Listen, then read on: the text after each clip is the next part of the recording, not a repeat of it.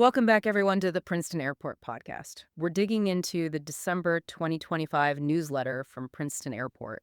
We've got it right here, and we're going to pull out some key insights. Yeah, and it's so much more than just a list of events, right? It's really a snapshot of the momentum at the airport. It really is. Our whole mission here is to sort of dissect how they're driving progress, celebrating success, and getting ready for winter ops. Which are always a challenge. Right.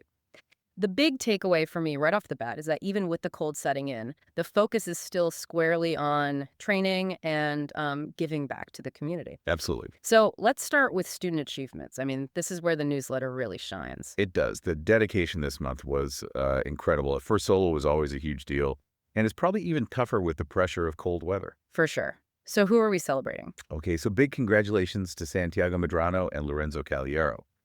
They both soloed under CFII Jake Thomas. That's fantastic. And also Alexander Ameri, who was guided by CFI Juan Ramirez. Just a huge step for all of them. And it doesn't stop there. We've also got a new private pilot. We do. Maya Nyak earned her private pilot certificate with CFI Joe Ramirez. That's a massive accomplishment. Wow, that's a lot of success for 1 month, especially December. And you have to think, a big part of that has to be the tools they have, like the Garmin flight simulator. Oh, for sure. How much time can you actually log in that thing? Well, it's fully certified, so you can log 2.5 hours for your private pilot's license and a full 10 hours toward an instrument rating. That's a game changer when the weather is IFR and you can't actually fly. Exactly. It keeps you proficient. And, that kind of links right into the community side of things, how they keep that momentum going. It does. Look at the aircraft ownership meetup on December 16th. Jack and Ken Nurenberg are hosting it. And it's all about, the practical side of ownership. Full versus fractional, right? Right. Real insights for any pilot who's thinking about buying. And I love this part. The ticket to get in is just bringing 2 items for the holiday drive. It's such a smart way to tie it all together. It feeds directly into that bigger flight forward toy and food drive. I appreciate that they specifically ask for airplane toys. Yeah. It's not just charity. It's targeted inspiration.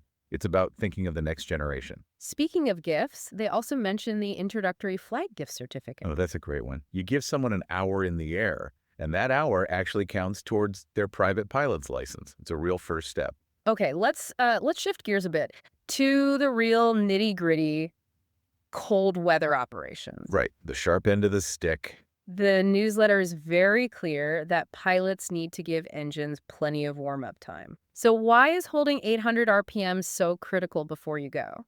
Well, it's more than just getting it running smoothly. It's really about stabilizing the oil pressure. Yeah. And just, minimizing wear and tear on the engine when it's freezing out. And the procedures are super specific. Yeah, they have to be. For the fuel-injected Cessna 172s, you need extra fuel. For the carbureted ones, it's 3 to 4 shots of primer, plus a couple pumps on the throttle. You have to know your aircraft. You really do. And that extends to the pre-flight check for frost.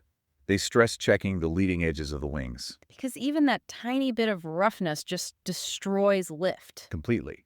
The surface has to be reasonably smooth before you even think about taking off. So this quieter winter period is also, I guess, a good time for upgrades. It's the perfect time. Yeah. Especially for avionics. The team there has, over 50 years of combined experience. They can do anything from a simple swap to a full panel rebuild.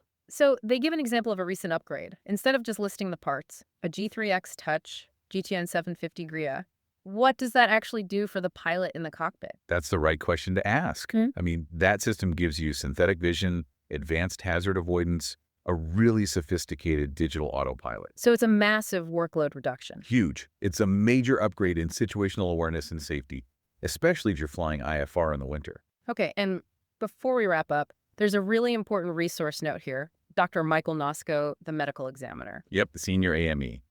He's available on a bunch of dates in December for all classes of medicals. But the big news is the new color vision testing. Right, the Wagner and Rabin cone tests. And this is a big deal because it gives pilots with color vision deficiencies FAA-approved alternatives. It can remove a huge hurdle for a lot of people. That's great to hear. Oh, and a quick congrats to Steve Latrent, winner of the Photo of the Month. Gets a t-shirt. Nice. So bringing it all together, what does this deep dive ultimately tell us? I think it shows that the foundation of aviation is always about looking ahead.